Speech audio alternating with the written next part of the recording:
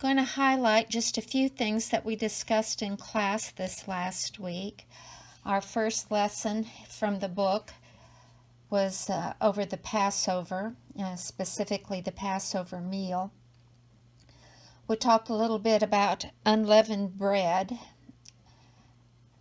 Understanding what leavening is and how the word is defined is important both in the physical realm and in the spiritual realm.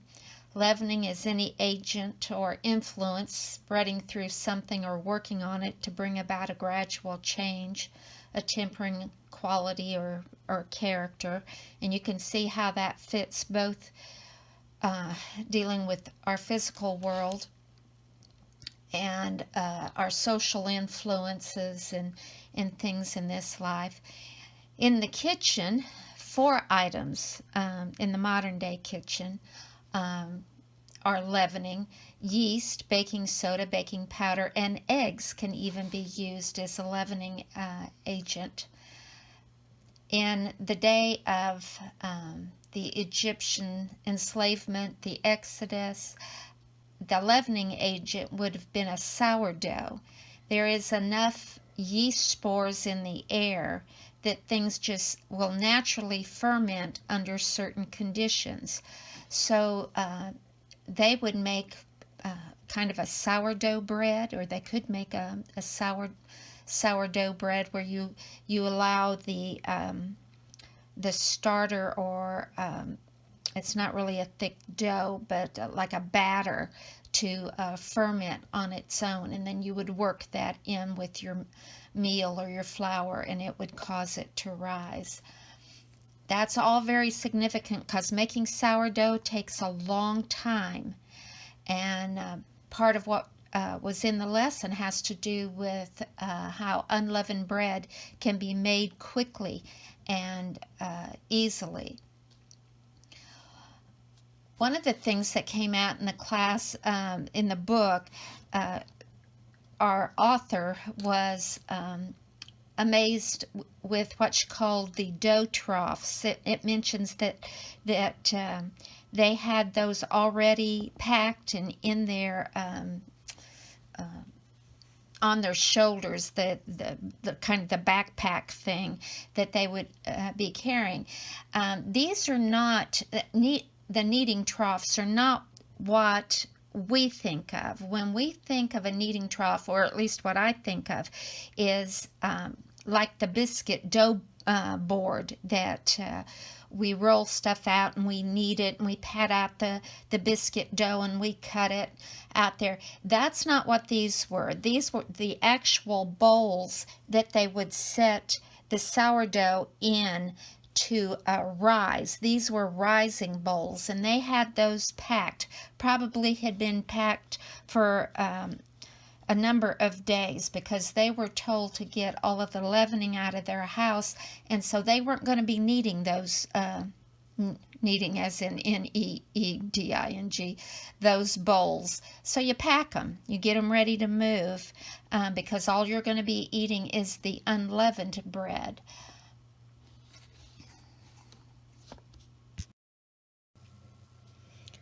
Our author thought it was funny, or unusual perhaps, that they had packed the kneading bowls. She said if she was leaving in a hurry, that's probably not something she would have thought of to pack.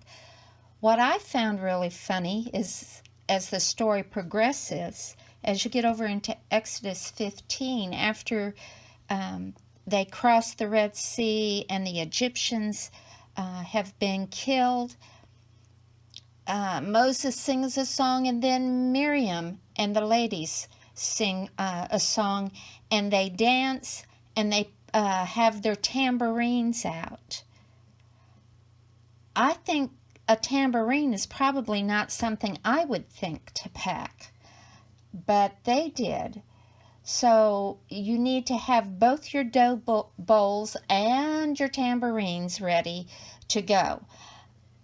In this case, they were ready to praise God when they got to the end of their journey, and had to have those tambourines.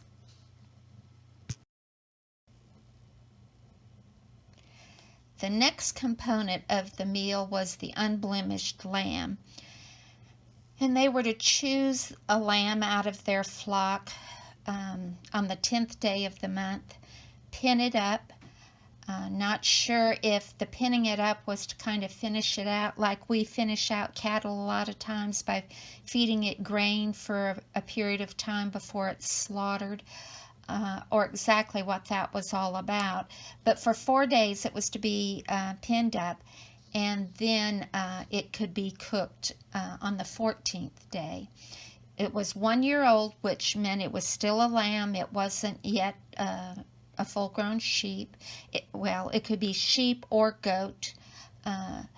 It had to be unblemished. A lot of symbolism going on in this, and she'll probably talk about this in the next lesson too. But unblemished, they were to eat the whole lamb, head, legs, stuff on the inside, the organ meats and stuff. They were to eat the whole lamb, roast the whole lamb. And the Hebrew says they're to roast it between the evenings. And they're to do it on the 14th day. Now, to do a whole lamb would take 4+ hours, depending on how much the lamb weighed, to roast. So they're going to be roasting it not past sundown. They're going to be roasting it way before sundown in order for them to be able to eat the meal actually on the 15th day of the month, because remember, their days start at sundown and go to the next sundown. So once the sun went down, we had moved into the 15th day of the month, and that's when they actually ate the meal, was on the 15th day. I found it very significant that they make a point about the legs being included. When we get into our next lesson, we'll see how that applies to Christ, our Passover lamb. Third part of the meal is the bitter herbs. And an herb is any seed-bearing plant that does not have a woody stem, and it will die down to the ground after it produces its flower, which will produce its seed. In Genesis 2, God said, "I've given you every herb-bearing seed which is upon the face of all the earth." When in our modern kitchens, when we say herbs, we think of little oregano in the spaghetti sauce, some rosemary, thyme, that kind of thing. That's not what it's talking about here. It's not talking about seasoning for the lamb. It's talking about making a salad. Bitter herbs are lettuce, endive, chicory, sow thistle, wild carrots, the dandelions in your front yard, any of that sort of thing. They were to eat this along with the lamb and the unleavened bread. The funny thing about this is bitter herbs are really good for the digestive system. I don't know if that had anything to do with it. I just found that to be a side issue when I was reading up on it. But there's a lot of symbolism in all three of these things. In the unleavened bread, which our author goes into about the leavening, and in the unblemished lamb, and in the bitter herbs. All of those were symbols that they were to remember after they left Egypt. And we will go back over those when we look at what we do, what we find in the New Testament. Okay. A quick rundown on the questions at the end of the lesson. The first question had to do with blessings and cursings. She asked us to find some scriptures where those that are in a covenant relationship with the Lord are blessed, and those who are outside are cursed. I couldn't find any that dealt with that concept. There are a lot of scriptures that talk about blessings and cursings. Genesis 12, dealing with Abraham, God tells him, I will bless anyone who blesses you, and I will curse anyone who curses you. That was God's protection for Abraham. In Deuteronomy 27 and 28, and again in Leviticus 26, he repeatedly says to his people, to the Israelites, to his covenant people, if you will follow my commandments, I will bless you. But if you don't, these are the curses that are going to come down upon you. So it's more of a pay attention, obey me, and you'll be blessed. Don't pay attention, disobey me, and you're going to be cursed. The second question, she asked about the doorpost being painted, the lintel above and the doorpost, and how was the lamb then above them, beside them, and in them? Well, they ate the lamb at the meal, and as they left, they went through the door, which was covered with the lamb's blood. The doorway was covered with the lamb's blood. They left their houses in Egypt and walked out into a new life. And we also drew a parallel about all of us have had, all people have had that sort of experience in the birth process. It's a very bloody process, but we leave the womb and we enter into a new life covered in blood. That'll come around on the guitar again too. Now, question 3 had to do with haste. This was not a hasty leaving because they've had about 2 weeks to prepare for it, but God gave them a bunch of symbolism that has to do with haste. The unleavened bread that can be cooked quickly, the standing ready to go, everything's already packed. They've got their walking stick, they got their shoes on, they're ready to go in a minute's notice. So there's a lot of symbolism there, and it carries over into the way we need to leave behind our old life. We just need to leave it behind. Don't linger in it. Go. When it's time to go, it's just time to go. Question 4 has to do with God being in control. We know God was in control on Passover night because it happened exactly the way He said it was going to happen. And her second question in that part was, so was Christ dying on the cross an accident? Well, we know it wasn't. Everything happens in God's time, God's way. He's in control. The 5th question has to do with the symbolism of leaven. And she pointed out that when you get over in Deuteronomy 16:4, that the children were to put away all of the leaven in their whole territory. This wasn't just clean out this house. It was every house, every place in the territory. They were to get rid of the leaven whenever they got ready to celebrate the Passover again. And they were to do it for a 7-day period.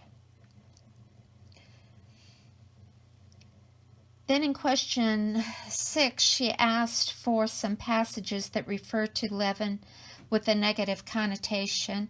And these few I have listed on this slide, Matthew and Galatians and Luke, are just a few of where you can find some negative connotation. We did make note of the fact that there is also some positive uses of leaven. In fact, we are to be leaven in the world. We are to permeate the world, and the world is supposed to become more like us instead of us becoming more like them. Question 7 has to do with a child's curiosity. My mom says I came out of the womb going, why? And we need to take advantage of a child's natural curiosity. When they ask a question, we need to answer it.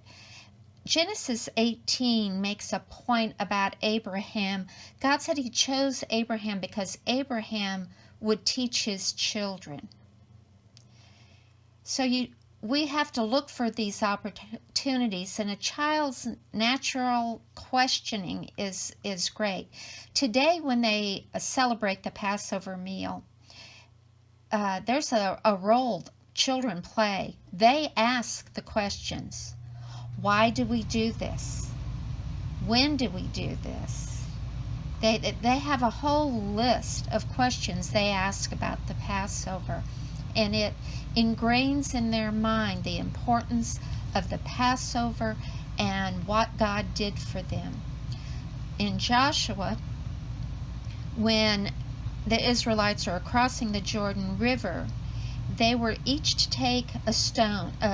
Each tribe was to take a stone and place it on the dry land on the other side of the river. They pile the stones up so that when they pass by that way again and the kids say, "What's that pile of stones for?" then mom and dad stop and they go, "Oh, this is where we crossed the river. God parted the water and we could walk across on dry land, just like he did when we left Egypt."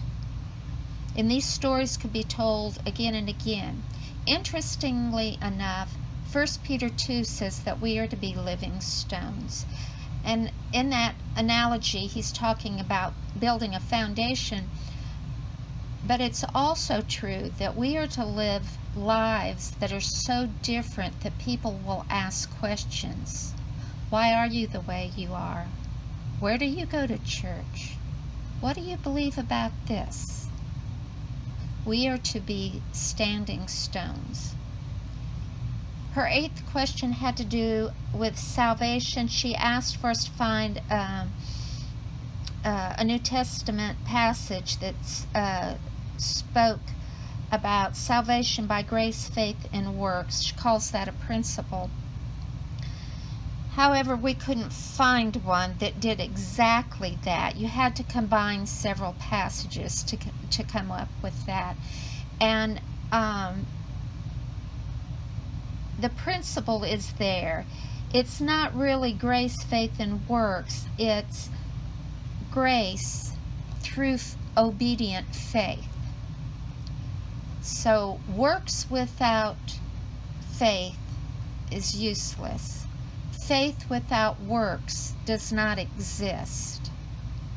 The grace of God always comes first. So we are saved by the grace of God. We attain it through our faith, but through our obedient faith to him. 9th question was, she had you look for 10 verses in Exodus chapter 3, through 13 that speak about the arm, hand, or the finger of God. And I have those listed on the slide, the ones that we found. And then the 10th one is being separate. And she asked for some practical ways today which Christians may demonstrate their sacrificial, separated lifestyles. She asked, how do we often fail to be separated from the world? And to list several New Testament passages that demand that we be separate from the world. And I have the ones we found listed there. And I think we all know that, especially after reading those passages, that we live on this planet. We live in this world, but we are not to be part of this world. We are to be different. What Paul called, I believe it was Paul, called a peculiar people. One that will cause people to ask questions. Okay, that's the few notes I have for this last class. Look forward to seeing you next Wednesday at 10 o'clock. You all be safe. Love you.